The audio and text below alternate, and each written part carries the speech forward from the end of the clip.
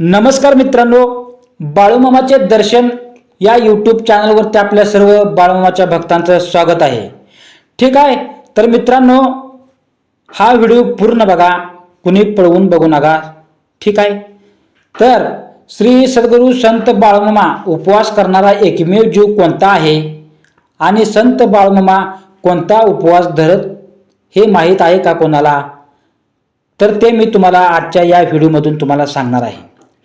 संत बाळूमामा हे कशाचे उपवास धरायचे? तर ते धरायचे उपवास एकादशीचे आणि चैतउत्तीचा.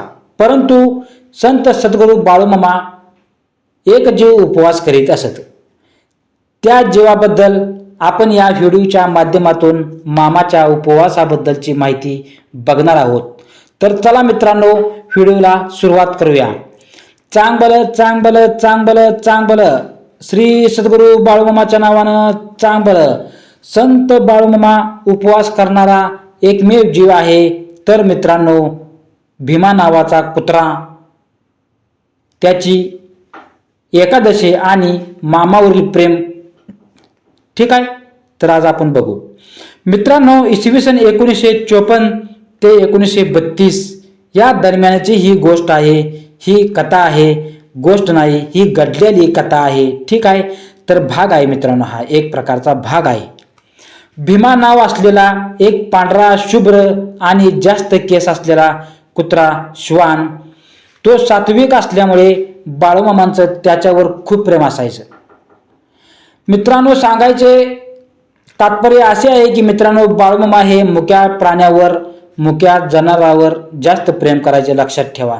तसेच भीमा नावाच्या, श्वान नावाच्या या कुत्र्यावर श्री सद्गुरू बाळूमामा अत्यंत प्रेम करायचे, खूप प्रेम करायचे.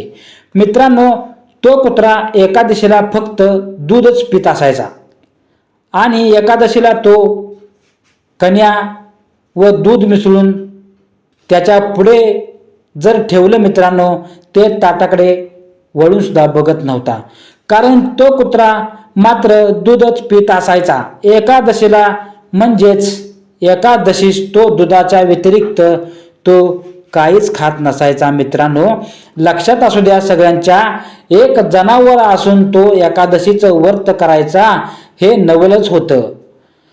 त्या कुत्र्याचं आणि इतर टायमाला सुद्धा त्याच्या जेवणामध्ये अत्यंत शुद्ध प्रकारचे जेवण असायचं, आहार असायचा, लक्षात ठेवा.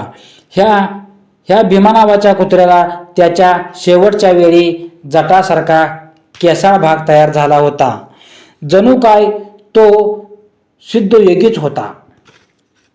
याला अरुणाळचा दादो गवळी, मित्रांनो, याला अरुणाळचा दादो गवळी पुढ्यात घेऊन दूध ठेवत असायचा. एकदा नजरेच्या चुकीमुळे दादोचा पाय भीमाच्या अंगावर पडला. तो त्याला चावला. मित्रांनो, तो भीमा नावाचा कुत्रा त्या दादो नावाच्या गवळीला चावला. का चावला? की चुकून त्याच्या कुत्र्याच्या अंगावरती पाय पडला, त्यामुळे चावला. तेव्हा दादोला त्या भीमाचा लय राग आला होता, पण त्याची चुकी असल्या कारणाने तो गप्पच राहिला, गप्पच बसला. पुढे काही काळामध्ये अनेक कारणामुळे तो भीमाला शिक्षा घडवावी असा निर्णय त्याने घेतला. ठीक आहे, असा निर्णय त्याने घेतला, बाबा आता मला हा कुत्रा चावलाय, त्याला आता शिक्षा द्यावी, असं त्याच्या मनामध्ये कूड येऊ लागलं. ठीक आहे, तर बाळूमामा त्याला बोलले, दाद्या, तू भीमाला नको मारू, त्याची काहीच चुकी नाही. मनात राग धरून उगाच मारशील बर का. त्यानंतर परत एकदा असंच काहीतरी प्रसंग घडला मित्रांनो. तेव्हाही संत बाळूमामांनी दादूला असंच सांगितलं होतं. त्यावेळी दादूने आपला निर्णय बदलला नव्हता. तो भीमाला मारणारच असे बाळूमामांनी ओळखले. त्यावेळी दादूच्या बाळूमामा स्वप्नात गेले आणि त्याला सांगितले, तो कुत्रा अवतारी आहे, त्याला मारलेस तर तुझी लय मोठी चूक होणार आहे, तुला काहीतरी तुझ्या जीवनामध्ये घडेल, असे बाळूमामांनी दादूच्या स्वप्नात येऊन सांगितले. मित्रांनो, ठीक आहे, तर चांग भलं. त्याचे परिणाम तुला सहन करावे लागतील. तू जर त्या कुत्र्याला मारलंस तर तुला त्याचे परिणाम सहन करावे लागतील. तुझ्या जीवनामध्ये काहीतरी बदल घडून येईल, तुला काहीतरी वाटेल. अशा प्रकारच्या दृष्टांतानंतर त्या दिवशी त्याने वृत्ती बदलली. मित्रांनो ऐका, बाळूमामा स्वप्नात गेल्यानंतर दादूच्या असे सांगितल्यानंतर तू जर मारलंस तर त्या कुत्र्याला तुझ्या जीवनामध्ये तुला सहन काहीतरी करावे लागेल असे सांगितल्यानंतर दादूने त्या दिवशी त्याचे वृत्ती बदलली, नियत बदलली मित्रांनो.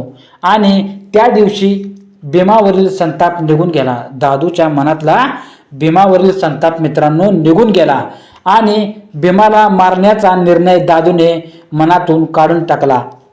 असे श्री सद्गुरू संत बाळूमामा हे मुक्या जीवांवर प्रेम करायचे हे व्हिडिओच्या माध्यमातून तुम्हाला समजलेच असेल मित्रांनो. मामा आपले किती मुक्या प्राण्यावरती प्रेम करायचे हे तुम्हाला समजलेच असेल, मी ह्या व्हिडिओच्या माध्यमातून सांगितले. ठीक आहे.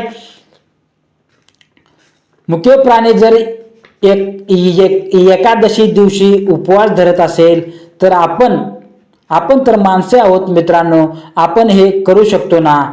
त्यामुळे इथून पुढे आपण जेवढे आपल्याकडून होईल तेवढे उपवास धरावा मित्रांनो.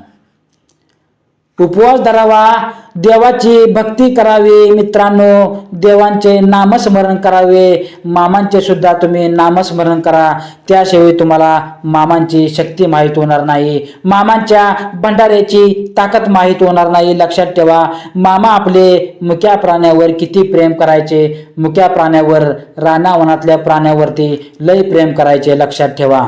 आणि आपले पण आहार शुद्ध स्वरूपाचा असावा हे सर्वांनी ध्यानात ठेवा. ठीक आहे. मामांचे पहिल्यापासूनच आहार होता की बाबा आपण मांसाहार प्राण्याला शिवायचं नाही असं मामांचं मत होतं. पण त्यांचा आहार हा होता, ठीक आहे, फळे भाज्या, डाळ, फळे भाज्या हाच मामांचा आहार होता मित्रांनो. ठीक आहे. आणि आपल्यामध्ये थोडी तरी बदल घडवा मित्रांनो असे मामांचे मत होते. मामांनी सांगितलेला तो विचार होता, आपले आहार शुद्ध स्वरूपाचा असावा हे सर्वांनी ध्यानात ठेवा आणि आपल्यामध्ये थोडा बदल घडवावा ही माझी इच्छा आहे मित्रांनो. चला मित्रांनो आणि माझ्या बाळूमामाच्या भक्तांनो, असेच व्हिडिओ तुम्हाला तुमच्या यूट्यूबच्या चॅनलवर येण्यासाठी, मामांचे चमत्कार पाहण्यासाठी मित्रांनो, मामांची सर्व माहिती, मामांचे सर्व अध्याय, मामांचे सर्व पारायणे, मामांचे सर्व चमत्कारे, मामांचे सर्व कीर्तने मी माझ्या लॉंग व्हिडिओमध्ये सोडलेलं आहे. आणि असेच व्हिडिओ तुम्हाला बघण्यासाठी माझ्या चॅनलला सबस्क्राईब करून बेल आयकॉनचे बटन दाबा. ठीक आहे मित्रांनो, चॅनलला शेअर करा, चॅनल आवडला तर चॅनलला कमेंट करा. ठीक आहे. तर चांग भलं श्री सद्गुरू संत बाळूमामाच्या नावानं चांग भलं.